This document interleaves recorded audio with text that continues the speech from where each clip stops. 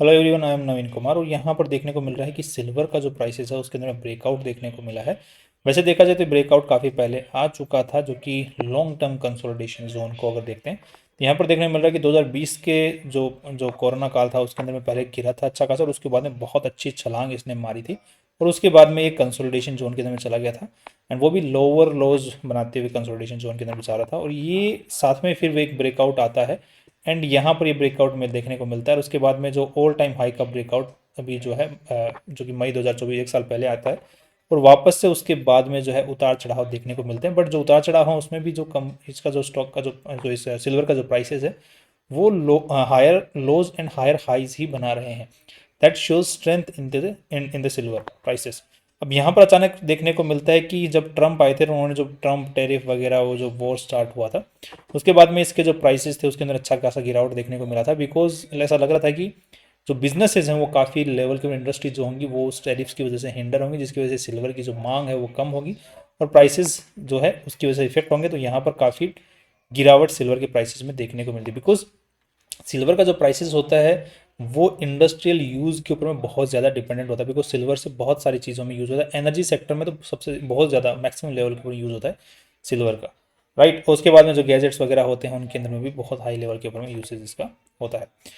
अब नेक्स्ट देख लेते हैं कि इसके जो परिणाम जो उसका जो यूसेज हैं वो बहुत सारे हैं। अब आज के दिन जैसे देखने को मिल रहा है कि ज्वेलरी के अंदर में इंडिया में तो सिल्वर के मतलब जैसे जैसे गोल्ड महंगा होता जा रहा है, ज्वेलरी सेगमेंट के अंदर में सिल्वर जो है किंग बनता जा रहा है। सिल्वर के अंदर में पहले जो जो चीज़ें हम लोग इमेजिन करते थे सिर्फ गोल्ड की बनी, आज वो सिल्वर की बनती है।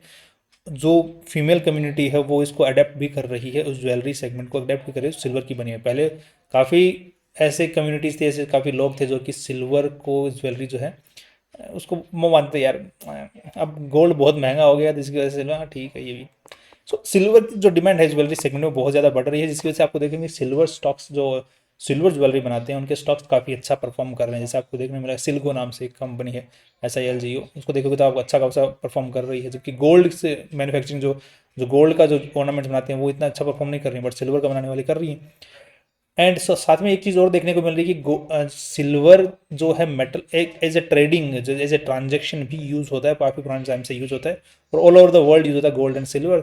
साथ में ही अभी जो काफ़ी सारी गवर्नमेंट्स जो हैं जैसे रशियन गवर्नमेंट है वो सिल्वर इकट्ठा करना चालू कर चुकी है, सिल्वर के बार्स जो है उनको इकट्ठा करना चालू कर चुकी है। काफ़ी और सारी गवर्नमेंट्स हैं जैसे जैसे डॉलर्स नीचे जा रहे हैं वैसे वैसे सिल्वर के जो बार्स हैं उनको इकट्ठा कर रही हैं गवर्नमेंट्स। एज ए फ्यूचर के अंदर में जो आ सकती है जो कि जो क्राइसिस आ सकती है डेट इंक्रीज होने की वजह से यूएस के ऊपर में, जिसकी वजह से डॉलर की जो वैल्यू है उसके ऊपर में थोड़ा सा संकट गहरा सकता है। उसकी वजह से जो है जो गवर्नमेंट्स हैं वो सिल्वर को इकट्ठा करें। तो जो पैरामीटर्स हैं, अब एनर्जी सेगमेंट का यूसेज बढ़ता जा रहा है, एनर्जी जो है कंजम्पशन जिसकी वजह से सोलर प्लेट्स इनका कंजम्पशन बढ़ता जा रहा है और इंडस्ट्रियल का यूसेज बढ़ता जा रहा है।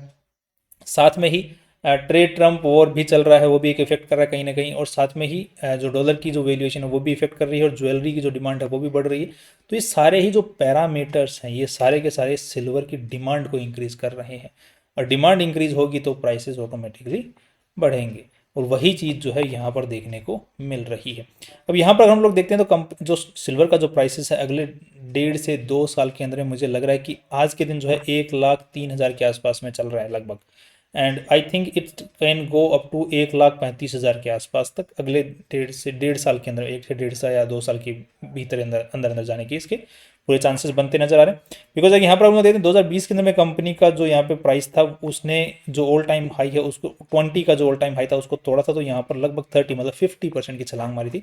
और यहाँ से फिर से इसने जब प्राइसेस ने तोड़ा यहाँ पर जो कि 30 का था, तो 30 का जो 50% के हाइक तो 45 के आसपास में जाना चाहिए था, जो कि अभी तक नहीं गया, जो कि 35 के ऊपर में ही अभी तक गया हुआ है।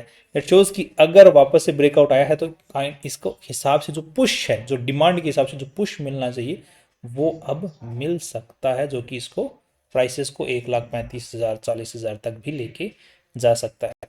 अब यहाँ पे कई अब देखो आपके पास में इन्वेस्टमेंट है, स्टॉक मार्केट के अंदर में काफ़ी अनसर्टेनिटीज चल रही हैं, तो अब पोर्टफोलियो है उसको कहीं ना कहीं हमको डाइवर्सिफाई करना पड़ता है। डाइवर्सिफिकेशन करने के ये 2-3 तरीके होते हैं।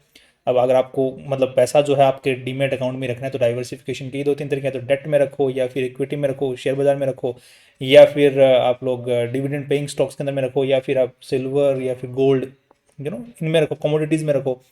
यही तरीके हैं। या फिर REITs में लगा दो जाके, फिक्स्ड इंटरेस्ट मिलता रहे, या डिविडेंड फिक्स डिविडेंड मिलता रहे, या फिर आप लोग बाहर निकाल के ज़मीन में कहीं डाल दो, ज़मीन खरीद लो वगैरह, यही तरीके हैं। अब सिल्वर को खरीदने का सबसे अच्छा तरीका है कि कई भाई लोग बोलेंगे ज्वेलरी खरीद लेते हैं, ज्वेलरी के अंदर में वाकई कल को बेचने जाओगे तो बहुत कम वैल्यू मिलेगी। बट यहाँ पर क्या है, आप लोग ETF के थ्रू पैसा लगा सकते हैं। तो हम मेरा जो सही से अगर सिल्वर में इन्वेस्टमेंट का अगर मन बनता है तो सिल्वर के काफ़ी सारे मार्केट में ETFs हैं, सिल्वर ETFs जो अलग अलग कंपनियों के हैं। उनमें आप लोग जिनमें लिक्विडिटी अच्छी होती है उनको आप लोग खरीद सकते हैं, उनके थ्रू सिल्वर में इन्वेस्टमेंट करके छोड़ सकते हैं। अब दूसरी चीज़, ये तो हो गया पोर्टफोलियो को डाइवर्सिफाई करना है। सिल्वर के अंदर में अभी ठीक टाइम चल रहा है डाइवर्सिफाई करने के हिसाब से, बिकॉज अगर स्टॉक मार्केट में गिरावट आती भी है तो सिल्वर के अंदर भी ज़्यादा गिरावट देखने को नहीं मिलती, because it's kind of a safe thing. Next अब यहाँ पर देखने को मिल रहा है कि कम जो प्राइस है इसी प्राइस पे खरीद लें, तो यहाँ पर देखने को मिलता है कि अगर आप 5 लाख रुपए लगा लें तो मैं बोलूँगा कि 60% आप लोग यहाँ इस प्राइस पे लगा सकते हैं पैसा। बाकी 40% जो पैसा है यहाँ से अगर वापस थोड़ा बहुत नीचे की तरफ में आता है, लगभग 95,000 के प्राइस के आसपास में आएगा, तो 95 प्राइस के आसपास में लगा सकते हैं। 95,000 के आसपास का जो प्राइस बनता है, ये 1 किलो सिल्वर का प्राइस मैं आपको बता रहा हूँ। 1 किलो आज के दिन जो है 1,03,000 4,000 के आसपास का चल रहा है। अभी 60% लगा सकते हैं जितना आपको सिल्वर में लगाना है, बाकी का 20% 40% जो है वो 95,000 के आसपास में आए, क्योंकि रिट्रेसमेंट भी यहाँ पर ले सकता है, देयर आर चांसेस। अब ये जो आपको चार्ट में जो प्राइसेस दिख रहे हैं, ये पर आउंस डॉलर प्राइसेस आपको देखने को मिल रहे हैं। इसको अगर आप लोग कन्वर्ट करेंगे तो आपको वही 1,04,000 3,000 पर केजी का रेट देखने को मिलेगा, right. So I think right, आपको कैसे इन्वेस्टमेंट, कहाँ इन्वेस्टमेंट बेस्ट रह सकता है, सिल्वर में क्यों रह सकता है, क्या रीजंस हैं जो इसको प्राइसेस को पुश कर सकते हैं, we know everything now. And कल फिर मिलते हैं इंपॉर्टेंट वीडियो के साथ में। That's all, see you tomorrow.